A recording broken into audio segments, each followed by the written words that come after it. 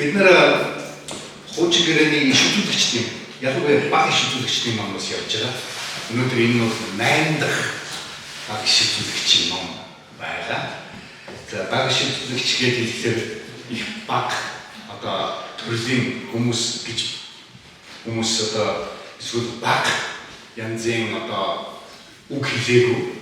Тэгээд яг адилхан бурхны үгийг хэлсэн зүгээр яг тэдний хэлсэн шүтүүлгийн ном маш одоо зүйлийг авахд боловч өгнөхөн байдаг. Өнөөдөр бидний хэлдгээр номнуудын нэг бол Хаgai номыг одоо хамтдаа суралцсан. Үдсээр дөрвөн нэг л ном. Нэг бүтэн ном. Хаgai ном хоёрхан бүлэгтэй. Ерөнхийдөө хуучин гэрээний сүлдээс 3 дахь ном байгаа. Хаgai тэгээд тэрний дараа нь юу вэ? Захарая тэгээд Малахи номнуудыг ерөнхийдөө цөллөгийн дараах шүтүүлгийн ном болж байна. Цөллөгийн дараах гэж. Ямар цөллөгт байсан бэлээ? Израильчууд ялангуяа Юда одоо хаанчлах Бабилоныч цөллөгт байсан. Бабилоны цөллөгт. Өнөөдрийнхөөр бол тийм ээ Иран улс байна. Бабилон гэж маш хүчтэй улс байсан тохиолдолд тэр хүчтэй улс манай эртний өмнөх 606 оны онд анх Иерусалимыг бүсэлсэн. Юдаг тухайн үедээ Юдаан одоо хаанчлаг, урд хаанчлаг. Аль хэдийн манай энэ өмнөх 722 оны үед хойд одоо хаанчлаг буюу Израиль гэдэг хаанчлалыг аль хэдийн одоо эзэлж яваад бүх хүмүүсийн цөллөгт явуулсан тухайн одоо Ассир. Дараа нь Ассир гэдэг том хүчнийг Бабилон ялгаад тэгээ Бабилоных нь урагшаага урдлын одоо хаанчлал буюу Юда гэсэн юм хаанчлал руу одоо 606 оны үед анх ирсэн байна. Бүсэлсэн. Тэгээд маш олон хүмүүсийг одоо бас л цөллөгт авч явсан. Та нар магадгүй кино одоо янз бүрийн зүйлээр үздэг байх тийм ээ. Одоо маш их гинжлэр тийм ээ ташуугаар маш их хэлсэн цөлөөр одоо маш олон хоногийг одоо туулан олон одоо боол болж одоо нэг нарт явж яг энэ түүхийг таны зүйлээ сонссон баг.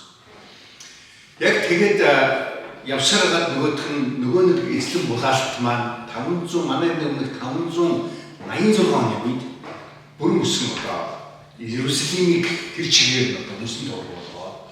Тэгээ тэр үед байсан одоо Бурхны ард түмний Бурхныг магтан шуудаг байсан Соломоны гэж нэрлэгддэг сүмийг нураас бүрэн өссөн тоолгосон. Тэгээд тэнд байсан бүх хүмүүсийг одоо Бабилон тухайн үеийн одоо маш хүчтэй гүрэн болох Бабилон руу одоо аваадсан. Мэдээж Бабилон руу очихдаа бид боол болж одоо амьдраагүй тэмчээ Бабилоных тэдгэрийг зүгээр л амьдруулжсэн. Бид нар бизнес хийж болно, бид нар гэрлэж болно одоо тийм ээ. Яг зүгээр одоо хүмүүсийн амьдралаар одоо амьдрах юм боломжийг өгсөн. Гэхдээ Израилийн ахын юдэчүүд Бурханаас авсан нэг чухал одоо даалгавар байсан. Тэр бол бүх үндэстнүүдийн гэрэл болох. Бүх үндэстнүүдэд авралыг авчих ийм одоо улс үндэстээр анх одоо сонгогдсон гэж хэлсэн. Тэгээд манай энэ өмнөх 800 хэдэн явж байгаа 638 оны үед тэр үеийн одоо Перс улс тэр үеийн Бабилоныг одоо эзлэн дийлээд Персийн хаан одоо Израилийн ард түмнийг өөрийнхөө нутагт дэвсгэрт буцаж ичээд өөрсдийнх нь сүмийг барих ийм одоо зөвшөөрөл өгч бараг даалгавартайгаар явуулсан. Тэр үед одоо Юдаан нутагт дэвсгэрхээр Дариус гэдэг юм хаан томилогдсон байсан. Тэгээд Дариус хааны тухайн үеийн 2 дахь жил буюу манай эртний өмнөх 538 оны үед Израильчууд буцаж ирсэн. Тэгээд Израильчууд буцаж очих гол зорилго нь Иерусалимийн сүмээ сэргэн одоо босгох хэрэгтэй. Гэтэл 2 жил тэд нар хөөцөлдөө 2 жил тэд нар нэлээд зүтгэж байгаа. Тэгээд болсон. Манай энэ өмнөх 538-аас 520 оны одоо 38-аас 36 оны 2 жил болоод 36 онд болоод тэгээд манай энэ өмнөх 520 онд Хаgai гэж зүйлэгч эзэн илгээх хүртэл бид 16 жил тэр сүмийг босгон байгуулахын ажиллагаа бүр мөсөн зогсооцсон байсан. Тэр учраас эзэн Хаgai байсан. Хаgai гэдэг энэ шүтүүлэгчийн одоо энэ номон дээр 4 сарын хагаан иш үзүүлэгчийн үйлчлэлийн тухай гардаг. 4 сар. 8 дугаар сараас эхлээд 12 дугаар сар. Тэгээд энэ 8 дугаар сараас 12 дугаар сарын хооронд юу болсон талаар хагаан ном ерөнхийдөө биднэрт илэрхийлдэг. Хагаан номын гол одоо хэлэх гэж байгаа санаа нь Ерүсалимийн сүмээ барьцгаая гэсэн. Одоо ийм гол одоо зорилготой ийм ном, ийм иш үзүүлэг. Энийг одоо тэмдэглэн үлдээсэн байна.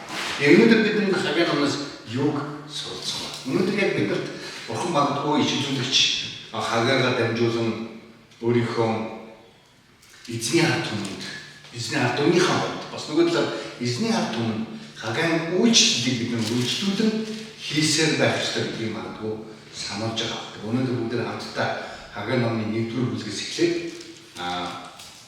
үзцгээе. За би танарт эхний 5 шилжих. Дариус хааны 2 дахь оны 6 дугаар сарын эхний өдөр Юдагийн захирагч Шеалтиэлийн хөвгүүн Зерубабел болон тэргүүн тахилч Йохозадахийн хөвгүүн Йошуа нарт эзний үг иш үзүүлэгч Хагаагаар дамжин ирж айлдаг. Төв түмэндийн эзэн ингэж айлдаж байна. Энэ ард түмэн цаг нь болоогүй. Эзний өргөөг барих цаг нь ч болоогүй гэдэг. Тэгээд эзний үг иш үзүүлэгч Хагаагаар дамжин ирж айлдсан. Энэ өргөө эзгүүрийн хоосоор байхад та нарын хувьд гоёмсог гэртээ суух цаг нь мөн гэж юу? Иймээс одоо төв түмэндийн эзэн ингэж айлдаж байна. Өөрсдийн замыг хянахтун. Бас дөрөвдүгээр ишлэлд хэлсэн өөрсдийн замыг мөрөө хянахтун гэж Хагаагаар дамжуулсан. Бид энэ одоо нэгдүгээр бүлгийн хэсэгтэр ялангуяа 6-р ишлэлд 9-р ишлэлд харах юм бол буцаж ирсэн израильчуудын амьдрал тийм ч бодсон шиг сайхан байгаагүй. Ерөнхийдөө чөлөөс өмнө бол тэд нар Соломоны одоо сүнслэг эзэн бурхнаа магтан алдаршуулсан маш одоо гайхалтай сайхан юм одоо амьдралаар амьдсан. Даанч тэдний өөрсдийн гимнүглээс болоод бурхан тэднийг одоо цөлөгт явуулсан. Тэгээд цөлгөөс буцаж ирэх үед ялангуяа энэ Персийн ханаар дамжуулан та нар өөрийнхөө одоо төвчөлтөд очоод эзэн бурхнаа магтаж гайхалтай сайхан одоо амьдралаар амьдрах болно гэсэн ийм мөрөөдлөөр ерөнхийдөө буцаасан байдаг. Гэтэл тэдний эмчээ хурж ирээд бараг одоо 20 жил болж юм. Юусээ сайжирсан юм байхгүй. 6-р ишлэлийг эндээс харах юм бол та нарын их тариалсан боловч ургацсан баг. Та нар иддэг боловч цаддаггүй, та нар уудаг боловч хандаггүй, та нар хуцалдаг боловч хинч ч дулаацдаггүй. Хөлсний ажил чинь хөл савлаач цоорхот өвчнөд хөлсөөр хийдэг. Өөрөөр тэдэрт байгаан юм байхгүй юм шиг байдаг гэсэн. Тийм ээ, идэвч цадахгүй, уувч тийм ээ, улан цангаад байдаг. Бид нар ийм үеийн талаар мэдэх байх юм сэтгэл хангалуун биш амьдрал. Яг ямар нэгэн зүйл бүтээж чадахгүй байгаа юм. Тэдэрт байсан. Тэдний хийж байгаа, үйлдэж байгаа гарийнхын үйлс нь ерөөсөө гоё гавьяа шагнал, гоё сэтгэл хангалуун байгаад ад жаргалт ерөөсөө авч явахгүй байсан. Яг тэгвэл магадгүй. Тийм ээ. Тэдний одоо амьдралын гол зорилго болох нэг чухал зүйл ерөөсөө биелэгдэхгүй байсан байна. Хэрвээ бид нэр 7-р ишлэлийг харах юм бол төв түмэндийн эзэн ингэж айлдаж байна. Өөрсдийн зам мөрөө хянах. Уулууд явж, модавч өргөөг минь барих. Тэгвэл би үнийг чинь таашаа алдаршуулдаг юм гэж эзэн айлдаж байна. Өөрөөр өргөөг барих гэсэн энэ нэгэн одоо чухал үйлс бидний амьдралд жинхэнэ утга учирыг өгөх гэдэгсэн. Гач тэрийг ерөөсөө хийхгүй өөр юм анхаарах. Өөрсдийнх нь гэрийг уямсах болох. Ялангуяа модон өөрийнх нь гэрийг доторлж гэн гэсэн ийм одоо үг юм хэлж байгаа гэдэг. Гомсог гэдэг үгээр манай орчуулсан. Ерөнхийдөө тухайн үед бол тэр үе одоо Израилийн тэр хэсэг бол ямар ч модгүй хэсэг. Тэгээд ихэвчлэн Либаноноос модоо зөрдөг. Тэгээд магадгүй тэдгээр модыг бурхны одоо өргөөг барихаар зөөгөөд ирсэн байсан юм шүү. Тэгээд магадгүй тэндээсээ тэд нэр хэрэглээд өөрсдийнх нь гэрийг гомсог болгож ирсэн. Тийм учраас тэд нэр 2 дахь зүйлийг, 3 дахь зүйлийг, 4 дахь зүйлийг чухалчилж байгаа энэ асуудал тэдний амьдралд одоо бодит замаараа ямар сэтгэл хангалуун бос байдлыг өгж байгаа гэдэг нь харагдаж байна. Та нар мэдгүй ямар ч их мөнгө олсон, ямар ч их баян дансаг байсан сэтгэл хангалуун бус амьдралтай хүмүүс. Бид анаас би бас магадгүй ярьж байсан юм. Өнөөдөр амиа харж байгаа одоо Холливуудын хүмүүс зөндөө тэд нар бүх юм байна. Хүмүүсийн одоо амьдралдаа хүсэж мөрөөдөж орж авч чадахгүй тийм их эд баялаг тэднэрт байдаг. Тийм их боломж тэднэрт байдаг. Хамгийн сайн сургууль, хамгийн сайн эмнэлэг, хамгийн сайн байр, гэр орон, хамгийн үнцгэнтэй газруудаар тэд нар аялж амьдарч чадна. Гэхдээ тэд нар амьдрах хүсдэг. Яг амьдралын гол зорилго нь чухал зүйл нь нэг тэргүүндээ биш, урд хойноо олдсон байна гэж байна. Юу ч Хаgai Израилийн ард түмэнд ирсний ерөөсөө түүний бурхан явуулсны гол шалтгаан бол ерөөсөө Израилийн ард түмэнд нэг тэргүүн зүйлээ нэг тэргүүнд тавьж сур гэсэн нэг зүйлийг хэлэх гэж байна. Бурханы өргөөг та нар барихаар буцаагдсан, илгээгдсэн. Та нар бурханы өргөөгөө барьсан уу? Тэм учраас та нарын мөнгө тариач нь их юм шиг болож маш бага. Та нар идээд байгаа юм шиг болож үнэндээ зэгдэхгүй. Та нар баяр хөөр тэмдэглээд байгаа юм шиг мөртлөө үнэндээ баяр хөөр та нарын амьдрал байхгүй. Хаgai гэдэг үгний бас учир нь баяр наадам гэсэн утгатай. Тэгэхээр үнэндээ Израилийн ард түмэнд баяр наадам ерөөсөй байхгүй. Тэгээ Хаgai эзэн магадгүй илгээсэн тэд нар жинхэнэ баяр наадмыг өгөхийн тулд тийм ээ магадгүй илгээсэн байна. Та нар цөмөр янз бүрийн зүйлийг гоё зүйлийг хийдэг боловч энэндээ амьдарч байна гэж бадж байгаа. Заримдаа бурхны ард түмэн гэдэг хэлэхээр шинэ гэрээр бид харах юм бол чуулганы тухай ярьдаг. Христийн бие гэж хэлдэг. Христийн бие заримдаа хоёр дахь зүйлд анхаарлаа тавиад эхлэх юм бол нэгдэгч гол чухал зүйлээ хардж эхэлдэг. Хоорондоо хэвлэгээл чи гоё ингэсэнгүү, би тэгсэнгүү, энэ тэгчлээ, тэр ингэчлээ. Бөмбөрөөс хөдөө, гитараас хөдөө гэдэг юм уу тийм ээ. Янз бүрийн өөр юм хэрүүл хийгээд жинхэнэ гол юм анхаарахгүй болж байна. Эзний үйлчлэл, эзний өргөө хоосон хийгдэх зүйл зөндөө байсаар би хоёр дахь зүйл дээр анхаарч амьдарч байгаа гэж байна. Израилийн ард түмэнд сануулж байна. Тэм учраас та нарын одоо амьдрал чинь гүт одоо юу гэх баяр хөөрөөр дүүрэн биш. Ямар нэгэн одоо бэлэл баяр хөөртэй тийм зүйл таны амьдралд ирэхгүй гэж байгаа гэж хэлсэн. Яг л бид нар өөрсдийнхөө жинхэнэ одоо амьдралын гол зорилго тэд нэр одоо бурхны өргөөг байж бурхантай харилцаагаа нэгдүгüүрт тавьж чадахгүй. Бурхантай харилцаа байхгүй хүмүүсийн хувьд Христэд итгэгчийн хувьд ч гэсэн амьдралын сүнслэг замаар маш хоосон. Хичнээн их юмар өөрийнхөө амьдралыг дүүргэсэн ч гэсэн амьдралын сүнслэг талаас хоосон. Эндээ. Тэгм учраас Хагайгийн одоо гол хэлж байгаа одоо энэ санаа тийм өнөөдөр биднэрт ч гэсэн хамаатай. Есүс юу гэж хэлсэн? Та нар хаанчлалыг юуны түрүүнд эвлэх. Бурхны хаанчлал ба зөвхт байдлыг эвлэх. Тэгэх юм бол бусад бүх зүйл танад нэмэгдэж өгөгдөх болно гэж хэлсэн. Өнөөдөр та нар идэх хоолндоо өмсөх хувцастай санаа зовж байна. Хэрийн болжмыг хүртэл бурхан хайрладаг шиг яг өөрийнх нь ард түмнийг бурхан хайрлахгүй гэж. Эсвэл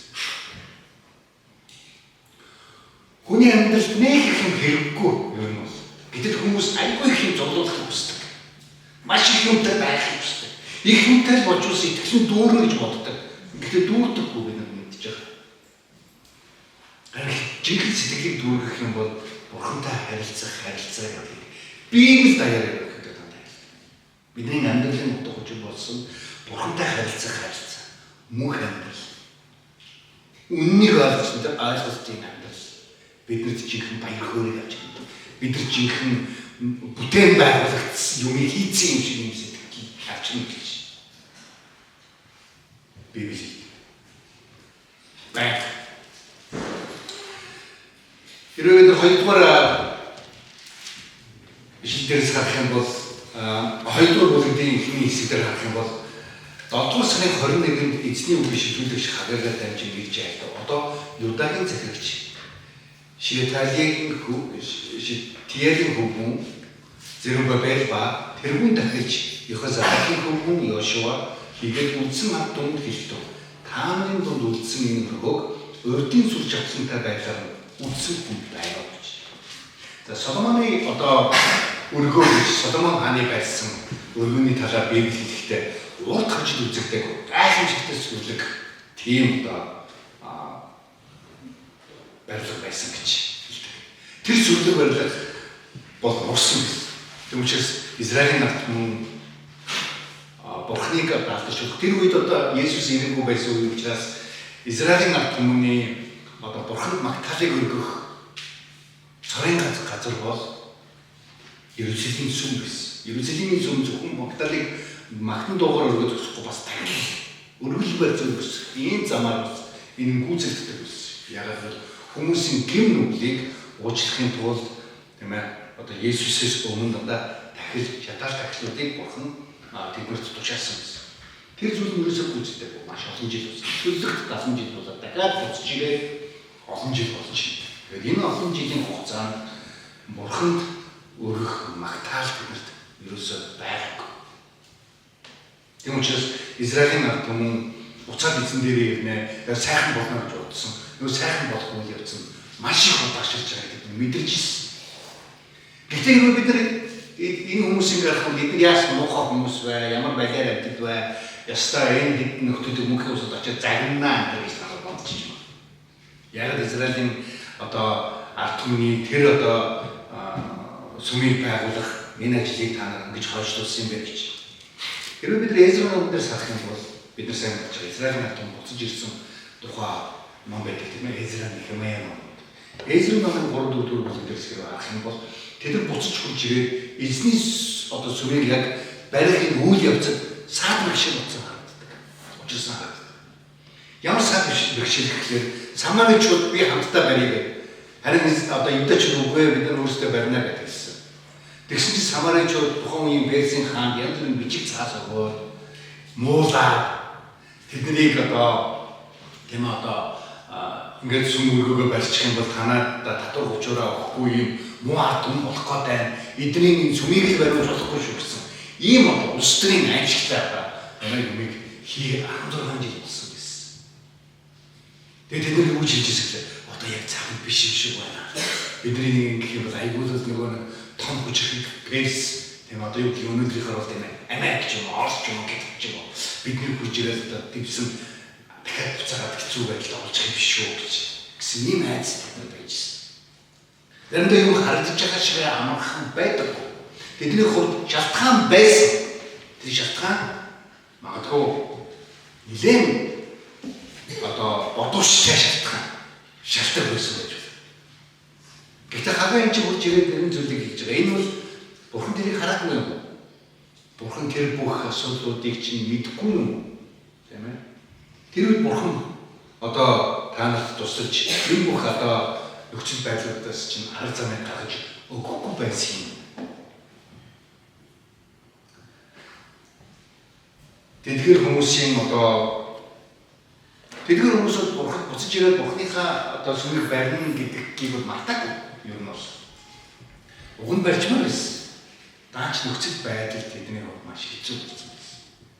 Тийм учраас тэд магадгүй хойшлуулаад нэг мэдсэн чинь 16 жил өнгөрцөн байна. Нэг мэдсэн чинь шинэ хүүхэд төрсөн бол 16 настай болсон. Тийм ээ. Ийм одоо нөхцөл байдал тэдэрт одоо үүссэн байсан. Хагагийн хувьд тэр хүмүүсийн одоо тэрхүү одоо залхуу гэх юм уу эсвэл одоо альва зүйлийг биелүүлээгүй байдлыг хэлэхдээ тийм учраас та нарын амьдрал амжилт юусаа олохгүй сэтгэл хангалуун байдал аз жаргал юусаа байхгүй байдаг шүү дээ. Тэрэндээ олон христчүүд хүмүүс таныг цуглаанд явах гэсэн чинь өглөө ингээд ийм ажил гарчлаа. Хэрвээ би бүтэн цайд зах дээр зогсохгүй мөнгө олж чадахгүй. Хэрвээ би одоо юу гэдэг нь тийшээ тийм хийгээд ингээд ингэчих юм бол ерөөсөө тэгэхгүй. Би хэрвээ цуглаанд ингээд үйлчлэх юм би өөрөө цаг байхгүй өөрөө бизнес хийж чадахгүй ажилтнууд байхгүй. Ийм болон яах юм гэж. Би олон удаа маш олон хүмүүсийг одоо гомдож явахыг сонссон. Цуглаан гэсээр бол амьдралаа үржилтэй гэж зэрэг хүмүүс. Яг тэгж хэлдэг гэж яриад хажуу талын хүмүүс дандаа тэгж. Чи цуглаан гэсээр амьдралаа уучлаа зарим.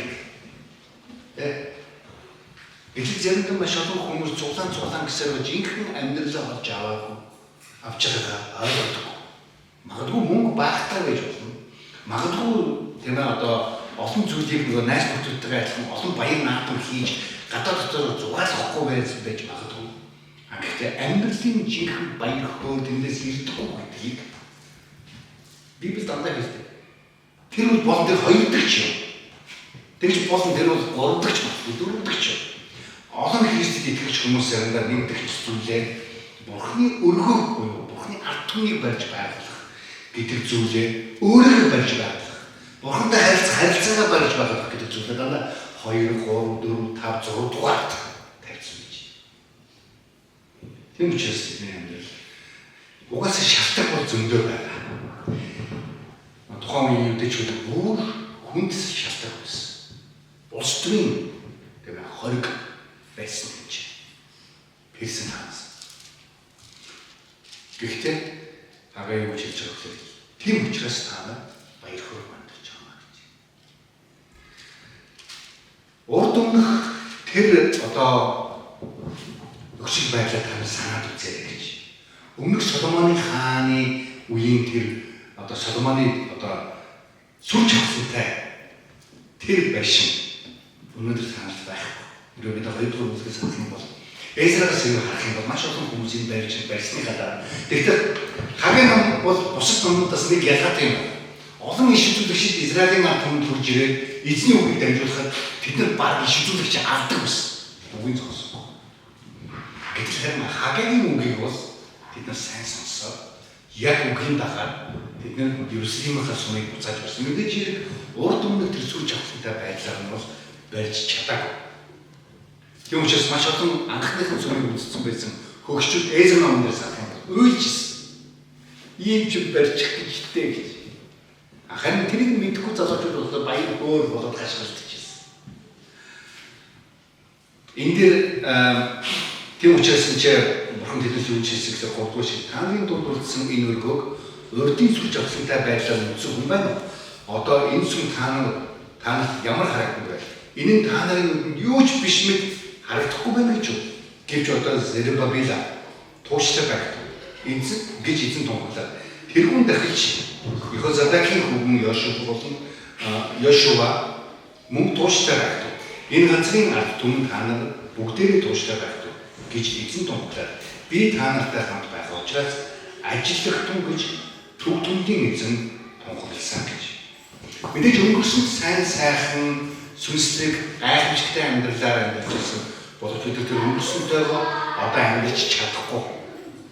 Одоо өнөөдөр бид нар өөрчлөлт хийж байгаа. Өнгөрснийг бол өөрчилж чадахгүй.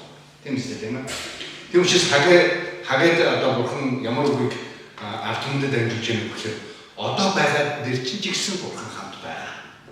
Өмнө ямар гоё байсан, өмнө ямар мундаг сүнслэг байсан, ямар гайхамшигтай гоё байсан гэдэг бол өнөөдөр Паул хүртэл өөрийнхөө захирал бичсэн захиралтаа юу хэлсэн.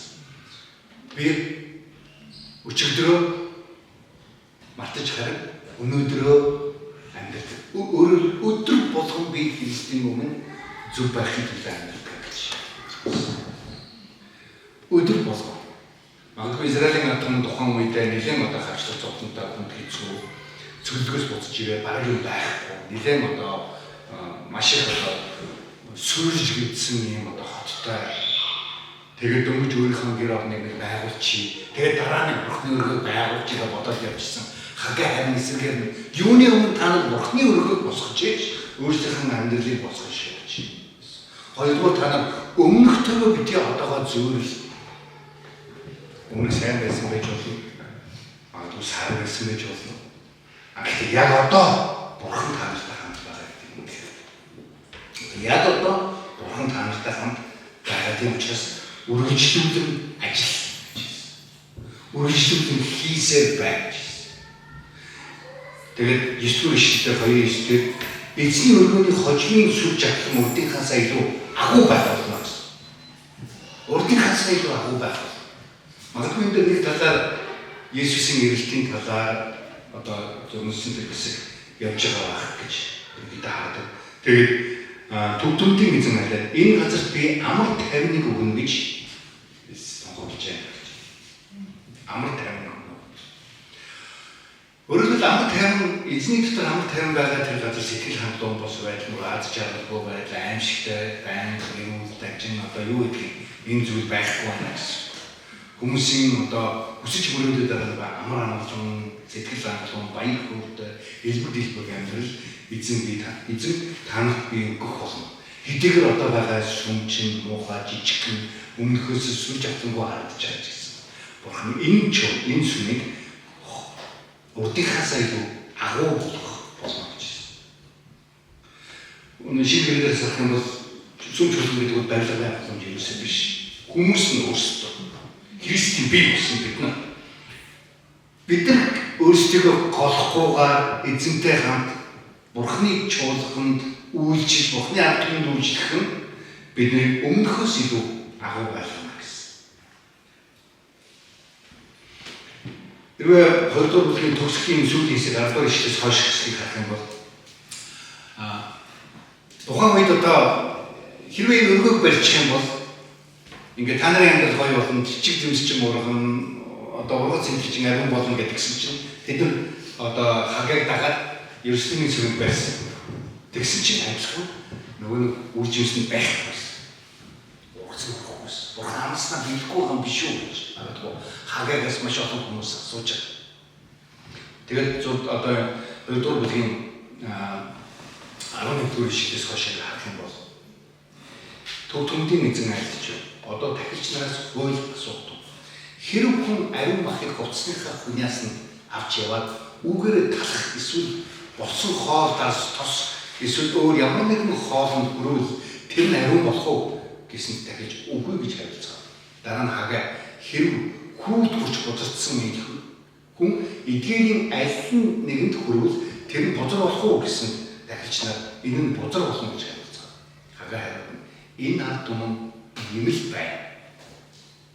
Миний өмнө энэ үндэстэн ийм байна гэж эзэн тунхаглаж байна. Өөрөөр хэлбэл нөгөө Израилийн ард түмчээс сүмээ өгнө байсан. Сүм чуулганаа өгнө байсан. Нөгөө тэм одоо цемент тоос хэмтрээр барьдаг сүмээ байсан. Гэхдээ энэ чинь хагаа тэнд үүсэж ирлээ. Та нар өөрсдөө бузар байна.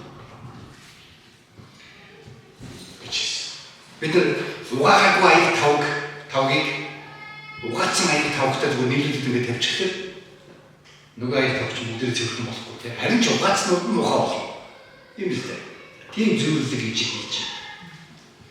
Та нар хийж байгаа зүйл барьсан тэр зүйл чинь одоо бузартаад байгаа гэж шалтгааныг та нар мэдж байна. Та нар Бурханы өмнө зөвд амьдралаар амьдрахгүй байна. Та нар нөгөө Бурхан гэж яриад байгаа бол үүндээ яг Бурханыхаа хэлсний дагуу амьдрахгүй байна гэж. Тэр учраас та нарын хоол хүнс чинь ерөөсөө сайжрахгүй байгаа ч юм шүү дээ гэж. Тэгэхээр бид энэ 19 дугаар ишлээс харах юм бол агуулгад өнөөдөр үр байна уу? Өнөө хүртэл усан үзм инжирийн мод анар чигүүн модод юу ч гаргаагүй байна боловч энэ өдрөөс би та нарыг өрөөнө гэж. Тэгэхээр хагаа тэр аль түмэн тэр та нар өөрсдөө ариулсан. Та нар өөрсдөө цэвэр ариун одоо амьдралаар амьдарч эзэн бурхандаа үйлчлэх хэрэгтэй гэснийг дагсан үндсэндээ яг тэр өдрөөс тийм ээ. Зүгээр байшин барьцах учраас юусэн биш. Харин тэр барьсан барилга дуулууртай дагсан тэр зүйлээ ариун амьдралаа тийм ээ. Одоо дагуулх юм бол хийх юм бол чинх юм бол тэр бүх хангалтанд ирнэ гэж хэлсэн. Яг ус төгсгийн хэсэгтээ Зерубабелийн одоо талаар эзэн амласан байна. Зерубабелийг би харна, түүнийг би шагнах болно гэж хэлсэн. Хэрвээ бид Иесусийн төлөлтийн Матай луг дээрх одоо төлөлтийн ургийн бичээс харах юм бол Зерубабел гэж хэлдэг. Зерубабелийн яг Давид шиг адилхан Зерубабелийн утгаас Иесус төрж байгаа. Эзэн амласнаа биелүүлдэг. Эзэн бол өөрийнхөө ард түмний одоо нэг тэргуунд байгаа зүйлийг нь хараад тэр шагнадаг бурхан байсан. Магадгүй бидний тэр болгон одоо бидний одоо юу материалын хэрэгцээ тэр болгон бүрэн өссөн бидний бодсон шиг хангагдахгүй гэж хэлэхдээ бидний амьдрал бурхан амар тайвныг аз жаргалыг баяр хөөргийг өгнө гэсэн. Манай гэдэг хэлбэрийн төлөд 18 он болсон байна. Мадагаскар гэдэг газар. Нам Мадагаскар гэхэл дандаа ижимж бодож байгаа юу? Манай гүртэн киноны тийм газар биш үү? Маш их ядуу тийм ард түмэн байдаг юм лээ. Африкийн зүүн өмнөд байрлал байдаг болсон. Яг ямар мэдрэмж авч ирсэн гэхээр яг 18 дугаар зуунд очсон юм шиг санагдчихсэн. Яг хүн тэрэг гэж байдаг шүү дээ. Хүн суулгаад өгдөг. Тийм байх юм чи.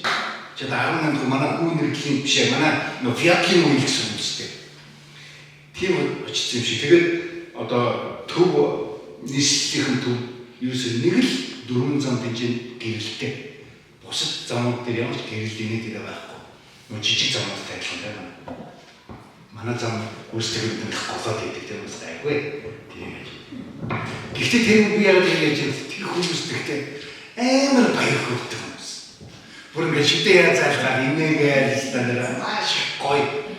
Тэгээд тэр улс үндэстний хэдэн хүн чөлөөтэй одоо Христэд итгэж. Тэгээд байхгүй юмнийхээ төлөө санаа зовдоггүй харагдчих. Бай юм маш баяртай. Амар инээний зүйлээ тэгээд бид нэр ямар баяр хөөрдөг хүмүүс вэ? Гэхдээ хараас юу ч байхгүй. Шалтгаан шахах хүмүүс. Тэгээд зам дээр ерөөс бүх юм явчих. Замын хоёр талд хог. Зам дээр нь бол ерөөс ингээл такаа, шуу, хахаа, нохоод, дугуйтай хүн тэрэг, машин бүгдээ явчих. Нэрийн зам дээр.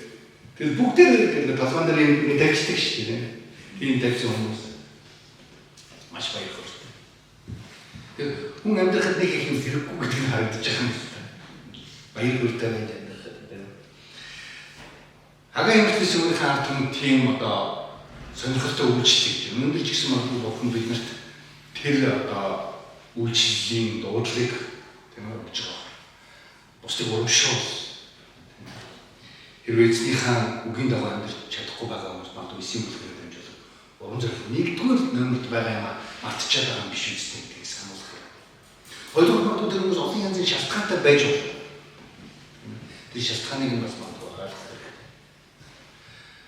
Гуравдугаар бидний одоо хоёрдугаар бүлгийн техникийн сэдвээс өөрийнхөө үйлчлэгийг жижиг гэж юусоо гоож болохгүй.